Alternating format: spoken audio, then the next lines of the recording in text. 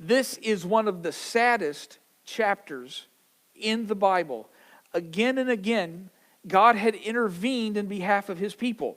With each instance of divine help, another rebellion or failure was right around the corner. Instead of faithfulness to God, they chose other idols, they chose other nations, they chose other alliances. And this time, that alliance was with Egypt.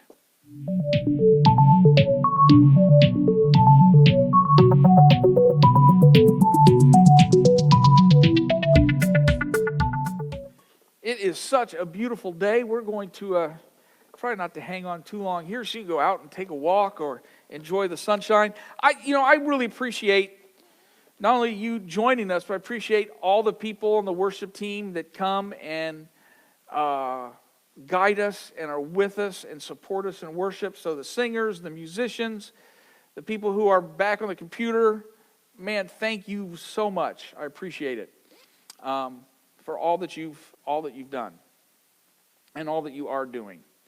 Last week we started a series in the Book of Ezekiel, and we'll be picking up there today.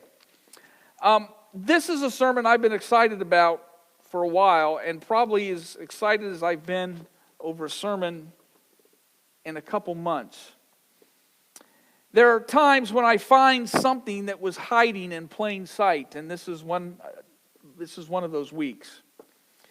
Ezekiel is this very large prophetic book, but we're not familiar with it at all. It's not one that gets a lot of play. It's not in the rotation as much as probably it should be. Because it's unfortunate because it's a very important book.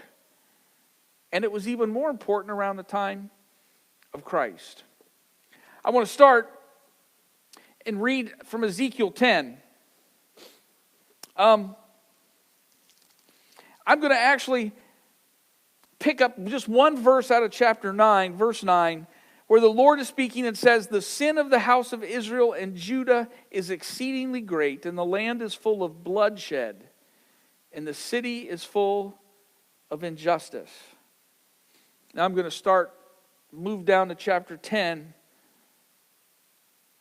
verse 3. "Now the cherubim were standing on the south side of the temple when the man went in, and a cloud filled the inner court.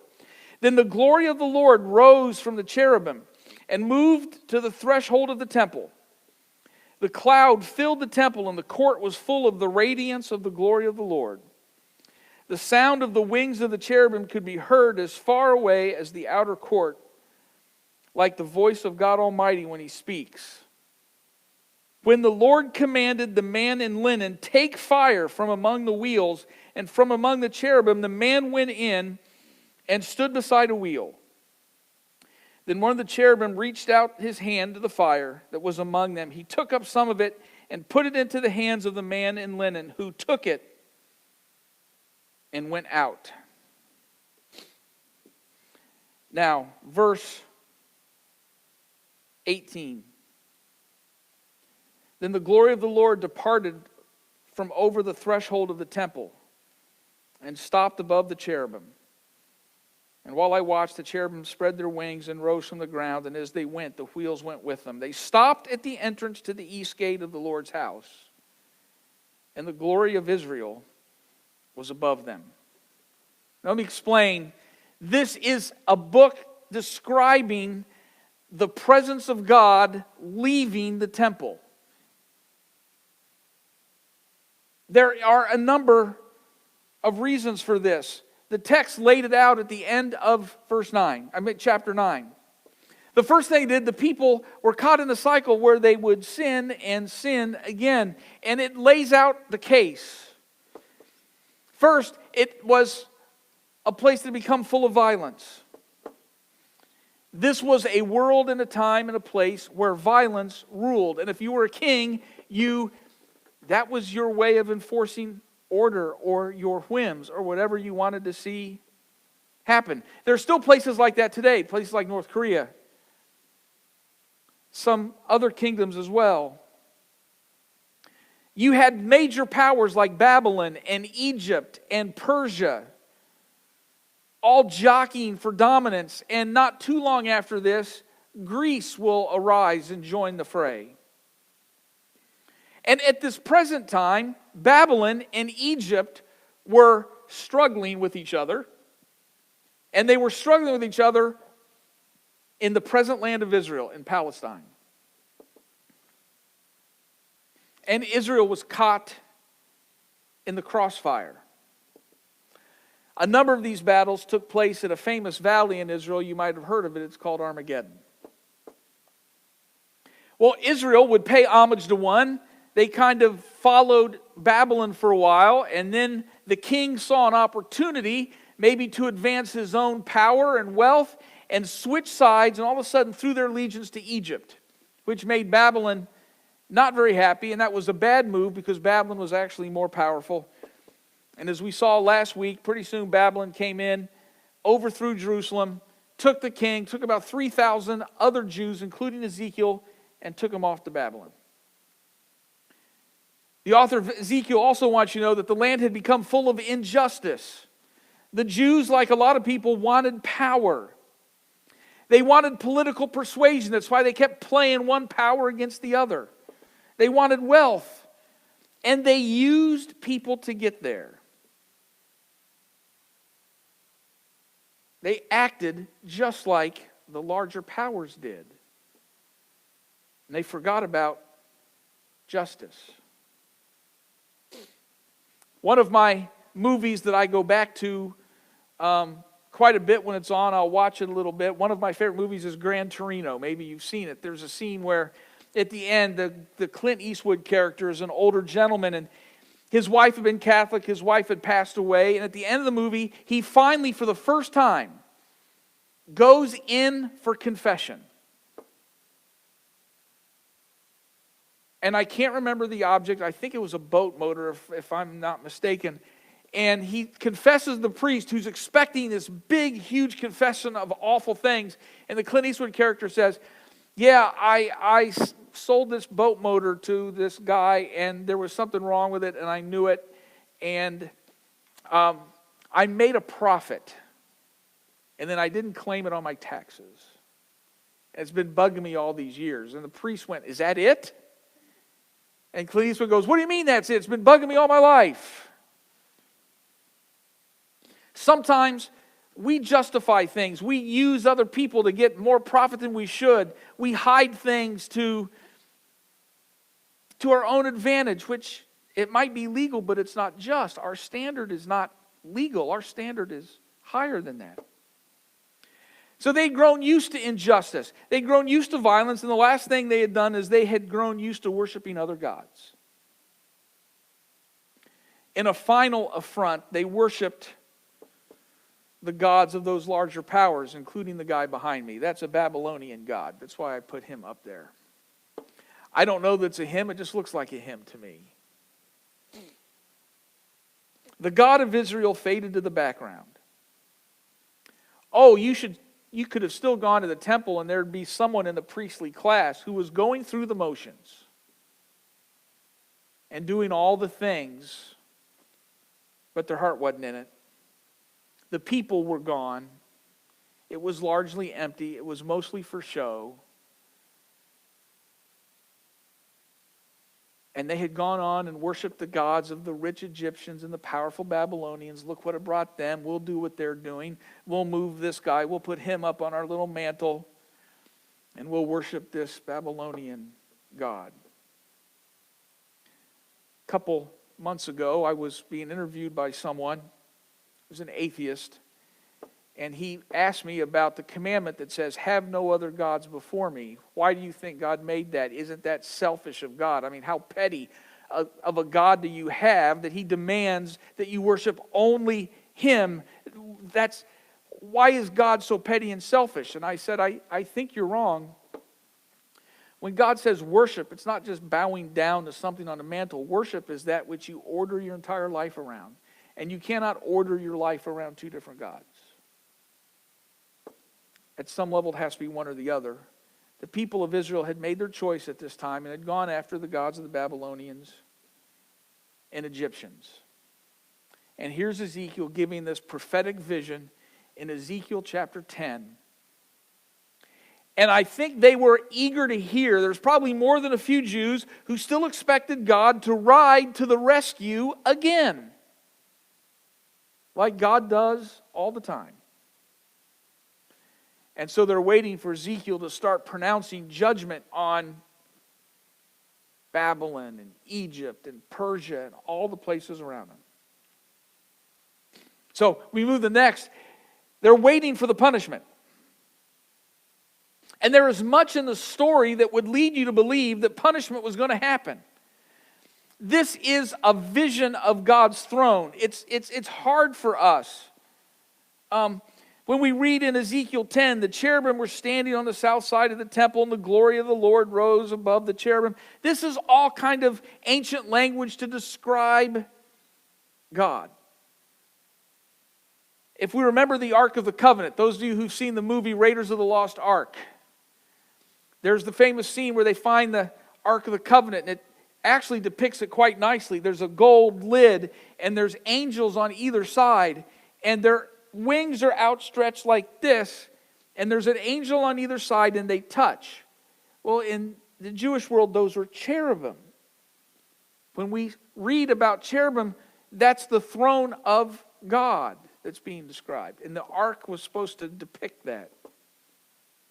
And if we read through Ezekiel, there's fire all around them. The Lord commanded the man in linen, take fire from the wheels from among the cherubim. When we have a God and his throne in the Old Testament and there's fire, we're expecting fire to start being hurled somewhere. Like Sodom or Gomorrah, someone's going to get destroyed. Imagine the expectation in their language. Here's God's throne and the fire and all these people oppressing them. Hey, God's going to really step in now. So, Ezekiel, tell us, who is God going to go after? Where's he going to vent his wrath? Is it going to be Babylon? Oh, I bet I do Babylon. We're all right here. Maybe if he gets Babylon, then we can go home. Maybe it's Egypt. Our king threw his support to Egypt, and then they lost the battle, which kind of got us in this situation. Maybe you need to wipe out Egypt. Maybe wipe out everybody. Just leave us. That would make it really easy. Teach them that they should have never messed with Israel. Don't mess with Israel, because God's going to get you. And as you go through, none of that happened. It's almost sad. Listen to what God does. The Lord commanded the man in linen, take fire from among the wheels. By the way, I should explain this man in linen. Sometimes in ancient literature, there is this figure who actually does the bidding of God and is seen as an agent of judgment. And when you see a man in linen, he's in white, he's usually pure. And he's pure because he can do God's bidding. That's what he's there for. He's the one, the agent that's going to mete out the punishment that God is wanting to have happen. And so he takes the fire, and the cherubim reached out his hand to the fire, and he took some of it. Imagine these angels take the fire that's surrounding the throne of God, gives it to this man in linen. Now, he's going to get somebody. In an ancient world, that's what they're waiting for. And read the next sentence. The man in linen took it and went out. He left. And then if you read the rest of chapter, I skipped a lot of 10 because it's a lot about the wheels and describing the throne. I don't want to get bogged down. It said, the glory of the Lord departed from over the temple and stopped above the cherubim. And the cherubim spread their wings and rose from the ground. Remember, the Ark of the Covenant's like this. They spread their wings. They started to fly. This is descriptive language. This is not meant to be literally understood. And they stopped at the entrance to the east gate of the Lord's house, the temple, and the glory of the Lord was above them. This is literally a picture of the glory of God, the presence of God, leaving the temple. Are you ready for the punishment?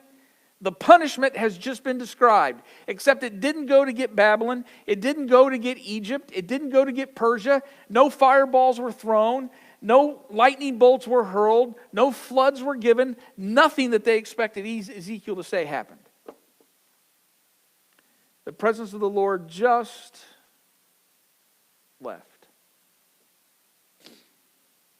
The Lord left the building. That's the punishment. I'm not sure that we appreciate the sadness of the moment. The temple was the center of the religious life of the Jews. The temple was the place in Jewish thought where heaven and earth met.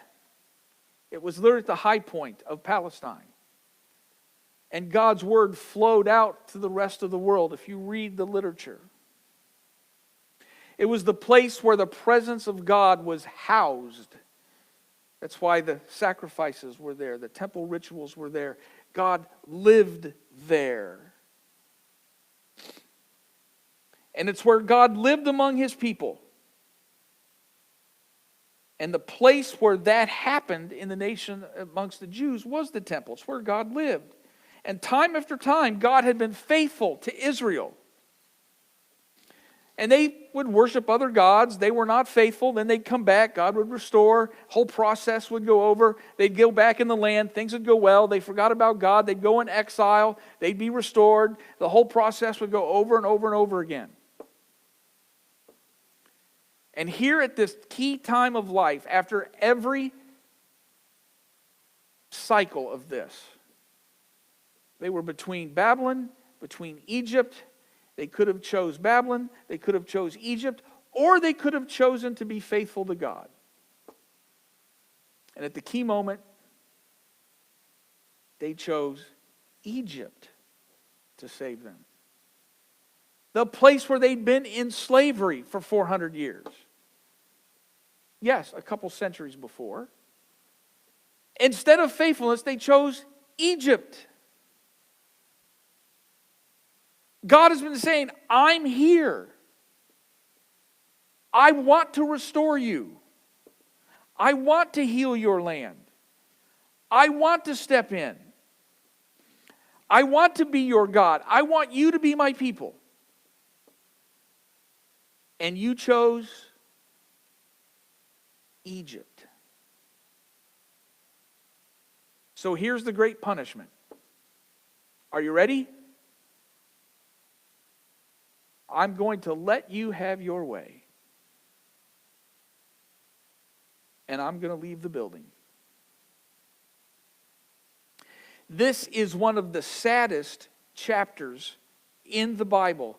Again and again, God had intervened in behalf of His people. With each instance of divine help, another rebellion or failure was right around the corner. Instead of faithfulness to God, they chose other idols, they chose other nations, they chose other alliances. And this time, that alliance was with Egypt. And the best and the brightest the Jews had to offer were now in Babylon, and Ezekiel was sitting on the banks of the Kebar River. I bet some of them were encouraged that a lot of the Jews were still in Jerusalem, and the temple was still standing, and the sacrifices were still going on, and maybe, just maybe, they would get bailed out again. And Ezekiel delivers a message that is not what they expected and is not hopeful at all. He said, I have a message from God. Are you ready for the message? The flame has gone out, and my presence is left. Now, this is not the only place in the Old Testament where fire has been used for the presence of God. Think of the escape from Egypt and the pillar of fire stopping the chariots. The time Elijah is on the mountain with the prophets of Baal and the fire descends from heaven and licks up the sacrifice in this remarkable demonstration. Of all the places where fire is seen again as the presence of God. And here it is again in this description. This flame that's around the cherubim, and finally the flame lifts with the throne, which is God, and it leaves the temple. It pauses at the east gate, almost to look back, and it goes.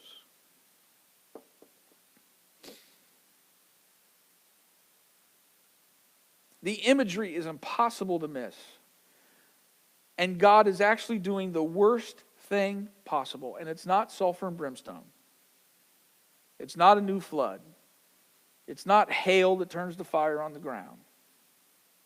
God simply chooses to leave them alone by their own choice. The presence of God has left the building. I think in some ways our life can be follow a similar pattern.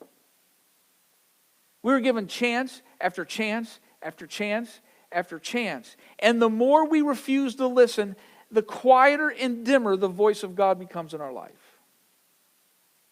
The more we listen, the more prevalent that voice gets. The more we shove it aside, the quieter it gets. The more we throw it away, the easier it is to throw it away.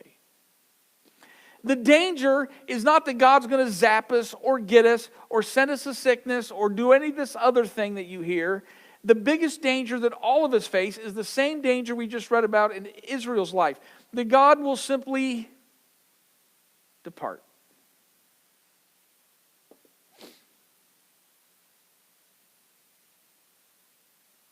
Now, if there's good news, here's my little nugget this week. As you move forward in Jewish literature, and by the way, it's still true today, we don't have Jewish literature that describes the presence of God re-entering the temple. Well, the temple goes away about 2 years after this was written. We have no literature describing the re-entry of God into His temple.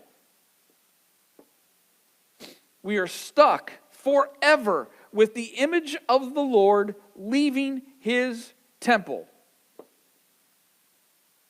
We have other writings about the presence of God no longer living in a building made by human hands. We got Jeremiah 34 that talks about when the Spirit will come back. We got Joel chapter 2. On that day I'll pour out my Spirit upon all flesh. We have these prophetic markers looking ahead to when something like that will happen. We just don't have anything that describes such an event taking place. For some reason this week I thought about it as I was reading Ezekiel 10, and it sparked my interest. I remembered something, so I read 1 Enoch this week. I don't recommend you reading 1 Enoch this week. It's a book written in the 3rd century, and it has chapter 14 that talks about what God's temple looks like. If you get in 1 Enoch 14, it talks about this first temple, and now we are in heaven where God's presence again is, and the author of 1 Enoch has been shown this, and it talks about a second house, this second house, which is greater than the first house, and talks about the flame around the throne, and talks about, you ready? Tongues of fire that surround the presence of the Lord.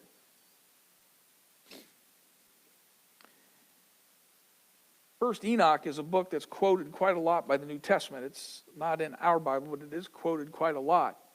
We have this throne vision in Ezekiel 10. We have this throne vision in 1 Enoch 14 that talks about tongues of fire. And then, of course, if you haven't made the connection yet, in Acts chapter 2, we have this description. It says, when the day of Pentecost came, they were together in one place, and suddenly a sound like the blowing of a violent wind came from heaven and filled the whole house where they were sitting. And they saw what seemed to be tongues of fire come and rest on them. I'm telling you that I think Acts 2 is doing what we're left with in Ezekiel chapter 10. It is describing the presence of God once again, re-entering His temple. And it's like the Old Testament prophet said, it's not a temple built by human hands. It is his people. Now, I took you on that journey, and you will have forgotten First Enoch by 3 o'clock this afternoon. But I've been excited all week. I need to write a paper now. His Spirit can live in us. We are God's temple. That was a surprise. I don't think Acts 2 is trying to give us a physical description at all, but trying to tell us something even more important. And that is, here is God's presence now refilling a newly constituted temple, which are his people. The danger is we might not ever let that happen, because if we get so used to just shoving aside God's voice, it becomes dimmer and quieter and much easier to push aside each time we do it. And it can become so distant, so pushed aside, that effectively we can even push it out, where we no longer hear. The good news is God's presence wants to live in us, because we are his new temple. May we not ever become like the people in Ezekiel's time, who so pushed him aside so consistently that the result was they couldn't hear his voice anymore.